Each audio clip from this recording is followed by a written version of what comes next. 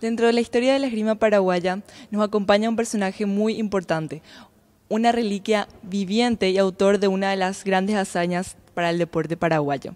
Profesor, te voy a pedir que te presentes nuevamente, primero que nada. Muy bien, yo soy el profesor Rodolfo Alfredo da Ponte, hijo de mi recordado padre Rodolfo Italo da Ponte y también de mi abuelo Alfredo da Ponte, el italiano que trajo la esgrima. Bueno, profesor, te voy a preguntar primero, ¿cómo fueron tus inicios en la esgrima?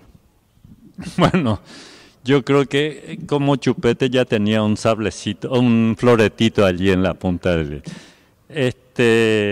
ya mi padre tan fanático era como en su deporte, en su profesión, que cuando chico ya los primeros pasos, ya decirlo así, ¿verdad?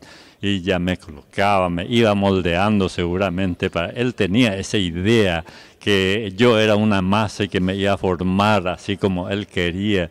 Y realmente fue así, de chico ya teníamos los tres hermanos, ya nos hacía practicar esgrima, las posiciones fundamentales, sobre todo es la guardia, la marcha, la fondo y todas esas cosas. Imagínense aprender de los 7, 8 años, porque él es tan fanático de la esgrima, más todavía con sus hijos, que ponía todo el empeño. Bueno, tenemos práctica ahora, ya vengan aquí y teníamos que practicar. Imagino, muy exigente también, ¿verdad? Yo entiendo porque mi papá también fue mi entrenador, entonces me pongo en tu lugar y pienso que pasamos por la misma situación.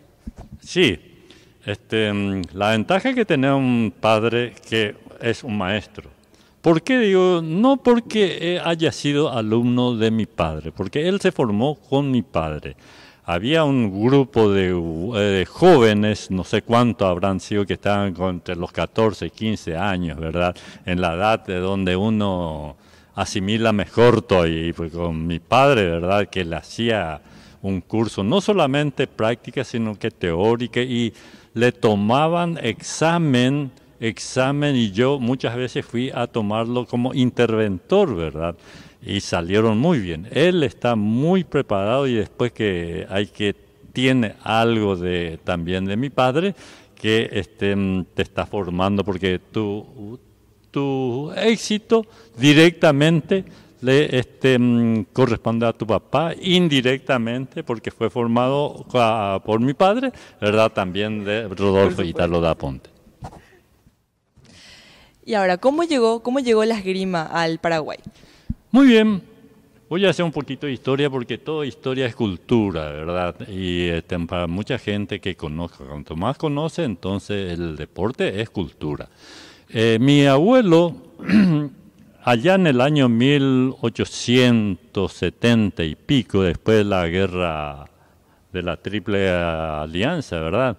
El Paraguay quedó diezmado, sobre todo la juventud, totalmente diezmado, cultural, deportivamente totalmente abandonado. Entonces teníamos un presidente, el general Egusquiza, 1895, y se interesó por la juventud. Eso es lo más lindo, se interesó por la juventud. Entonces se creó el Instituto Paraguayo allí con el Instituto Paraguayo, ¿verdad? Que era la meca de la cultura de la juventud. Y con buen tino de este presidente, que trajo todos profesores extranjeros, europeos, sobre todo italianos, ya sea en escultura, música, esgrima, gimnasia, etcétera, etcétera, poesía, bastante completo. Entonces allí ofrecieron, el gobierno nacional hizo una propaganda en Italia, el Paraguay necesita profesores tal cosa, y pagaba y daba inclusive el sueldo que iban a hacer por 2 años mínimo. Y allí mi abuelo, que era profesor de teniente primero de artillería y también profesor de esgrima, ¿verdad? Con su hermano, que es el famosísimo aquí en nuestro medio, Ettore da Ponte, ¿verdad? Pintor, que sus pinturas valen carísimas. ¿Sabe qué? También esta es una anécdota también que vamos a contar. Él fue el que creó el caballo de Mariscal López, Mandillú el cuadro ese, que está en la Presidencia de la República. Carísimo ese cuadro, sí. Increíble. Todos sus cuadros compraban los extranjeros. Muy buen pintor. Y así, entonces le dice, mi abuelo dice que le dice a mi abuelo, porque mi padre me solía contar que su papá le contaba, le dice a Héctor, le dice, lee el diario, ¿qué te parece si nos vamos pedimos permiso y nos vamos allá a la Indiada a enseñarlo un poquito, así en forma peyorativa, me decía, ¿verdad? En esgrima y vos la parte de pintura, y vamos a hacernos unos pesitos bien por 2 años y venimos. Y bueno, y tomaron las maletas y vinieron, se presentaron. Hay que destacar también, haciendo un poquito, retrotrayéndome un poquito, ¿verdad? Los primeros deportes en el Paraguay, para decir sintéticamente más rápida, ¿verdad? Los primeros deportes que se practicó después de la guerra, ¿verdad? Fue en 1876, más o menos, vino una compañía inglesa aquí con boxeadores y eso, y hicieron una demostración del box, entonces en la Plaza Uruguaya. Fue el primer deporte. Está en la historia de los deportes de Patricio Celada Silva, hay un libro de eso. Y el segundo fue la bocha, que trajeron los italianos. Y el tercero ya fue la esgrima, que mi abuelo llegó en el año 1896. Quiere decir, desde el año 1896, la esgrima se creó en el Paraguay. Entonces él enseñó en varios institutos, sobre todo en las Fuerzas Armadas, porque a ellos les interesaba, porque se estaba formando, diríamos, la escuela militar para los oficiales, para enseñar allí. Y vino así, y así pisó, diríamos, mi abuelo aquí en el Paraguay, que vinieron por 2 años. A los 2 años, ¿qué hace él? Entonces pide permiso, se va a Italia, él, porque todavía era activo, ¿verdad?, a pedir permiso, ¿cómo se dice?, que iba a volver al Paraguay. ¿Entiendes? Entonces, y allí ya continuó, pero no es nada porque le gustaba el Paraguay, sino que más bien creo que le gustaba ya las paraguayas y se casaron aquí. Se casaron aquí, quedaron aquí anclados, que es más pesado que el ancla. Entiendo, bueno, tenemos que agradecer mucho también entonces a tu abuelo, porque gracias a él hoy en día todos nosotros tenemos la posibilidad de hacer esgrima acá en Paraguay, que antes era seguro algo impensable. Hoy en día estamos tratando de ir expandiendo un poquito más, pero fue principalmente gracias a él que hoy todos estamos practicando este deporte que tanto nos gusta. Exactamente. No por darnos a la élite, la esgrima siempre es practicada generalmente por personas de preparación intelectual, porque le gustaba, no era, no quiero decir masa ni nada, sino que había salas de esgrima donde iban personalidades ahí, inclusive primeros magistrados y todo, abogados y buenísimas gentes en las salas de esgrima. ¿Tienes alguna foto, algún material que nos quieras mostrar sobre tu abuelo, alguna anécdota que nos quieras volver a comentar? Es interesante, muy interesante tu pregunta. Bueno, como ves aquí en la fotografía, era un dandy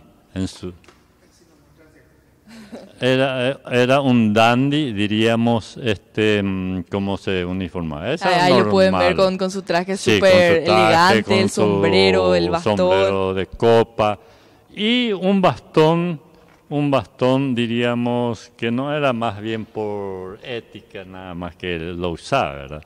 Y nos faltó una noche que los esgrimistas, después de la práctica, se fueron a un bar concurrido a tomar cerveza, porque hacía mucho calor.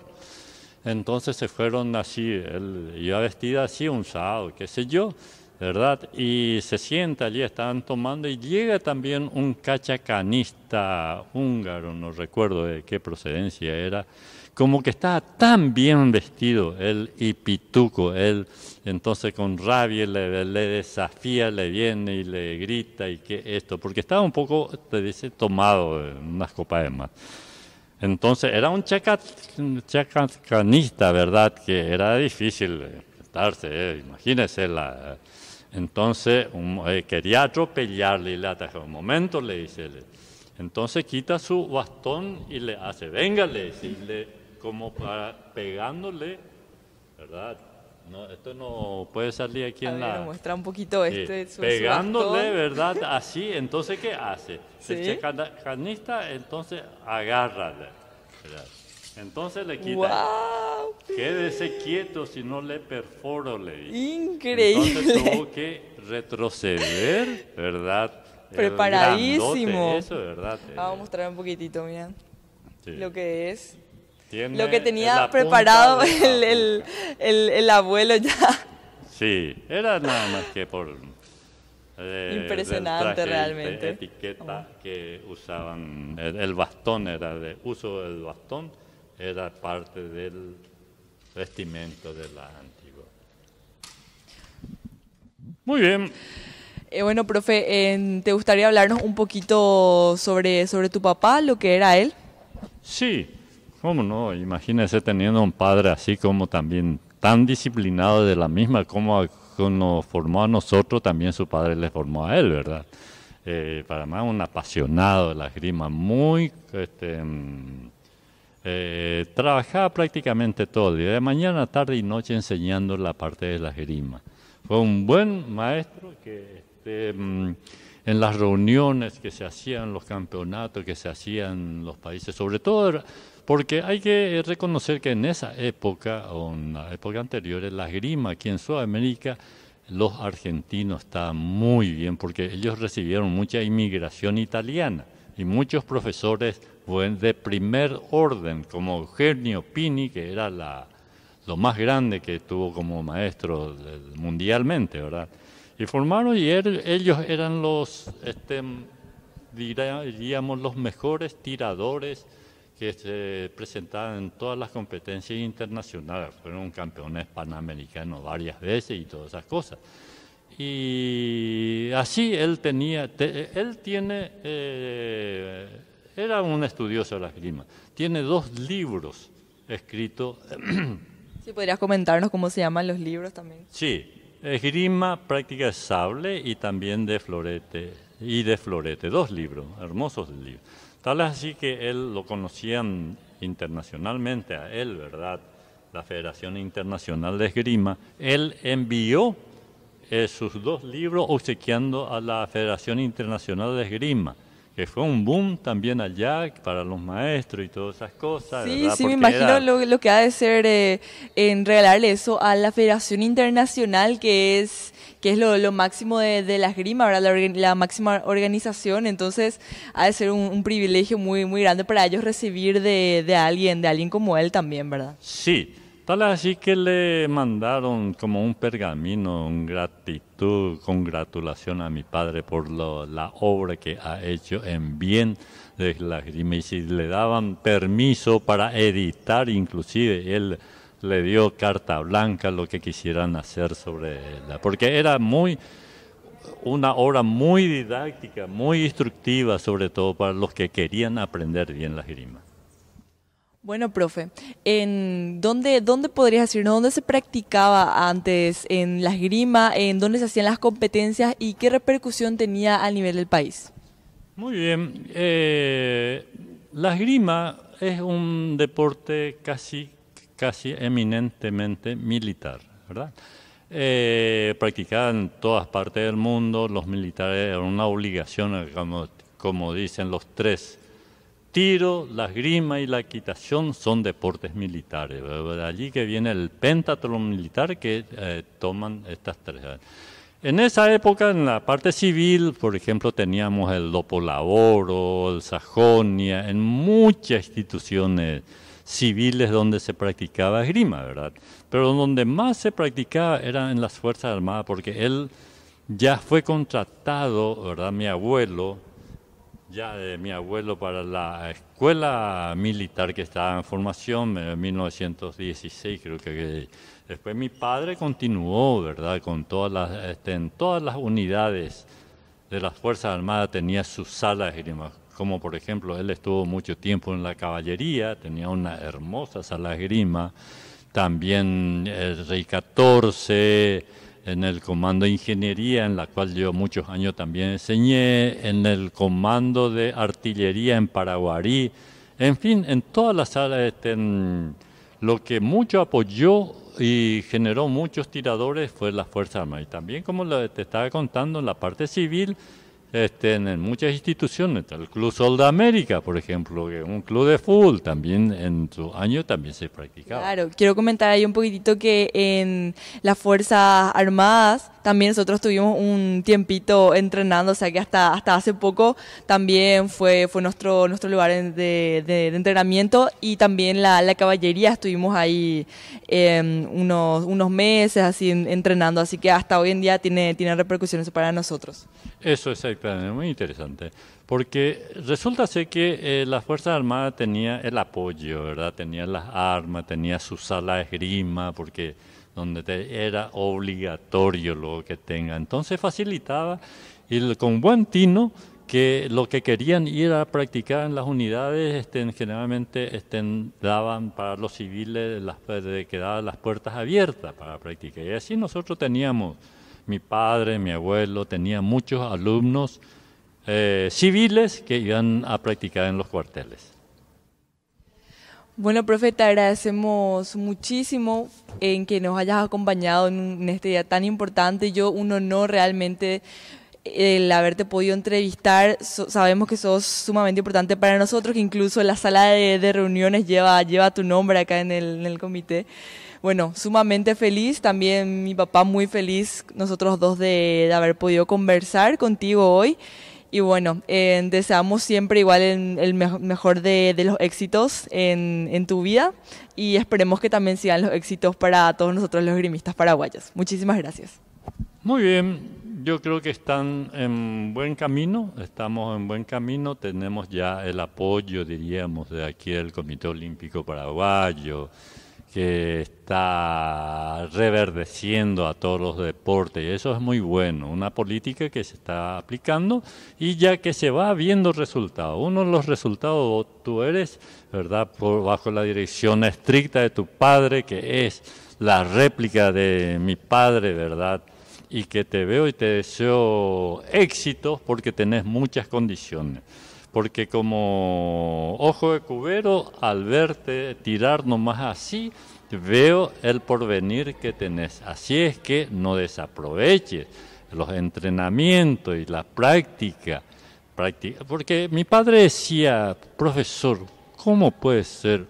Yo quiero sobresalir en la esgrima. Sencillo, le decía. ¿Y cuál es el secreto? Le decía. Le voy a dar 3 formas que usted va a conseguir. ¿Cuáles son esas 3 formas? Practicar, practicar y practicar en todo tiempo. Por supuesto, nada mejor que practicar, perseverar en los sacrificios, todo suma para llegar a nuestras metas y objetivos principales. Muchísimas gracias, profe, por este momento que nos diste y por todo tu apoyo de siempre para la esgrima paraguaya. No, el agradecido yo soy, porque por lo menos tuve ganas de, que también estoy insistiendo, de darle, diríamos, la importancia a la esgrima, ¿verdad? Nos sentimos orgullosos, ¿verdad?, de que seamos nada más que un peldaño de la creación del Comité Olímpico, que está cumpliendo con su rol con la juventud, lo que quería justamente el general Eusquiza, mejorar nuestra juventud, y a través del deporte se consigue mucho. Así es que al Comité Olímpico les felicito por la labor que están realizando, que justamente ellos tienen la tarea. Yo como profesor de educación física, que tengo curso en el Brasil, que tengo mi primera alumna aquí, también en el Brasil y en los Estados Unidos fui en los cónclaves. Entonces siempre decían que el futuro está en la juventud. Ahí nosotros tenemos que centrar nuestra atención para nuestro futuro atleta, ya desde la escuela ya tener ese. Y esa política es lo que tenemos que iniciar, porque en la iniciación deportiva se comienza en la escuela, en los niños. Ahí está la masa, allí están los ingredientes en la cual todos los profesores de educación física tiene que ser una como te digo, una meta para que darle más importancia a la juventud en la práctica e iniciación deportiva en todos los deportes. Yo creo que está cumpliendo un rol muy importante el Comité Olímpico Paraguayo. Así es que les felicito y a seguir con esta tesis. Nada más. Muchas gracias.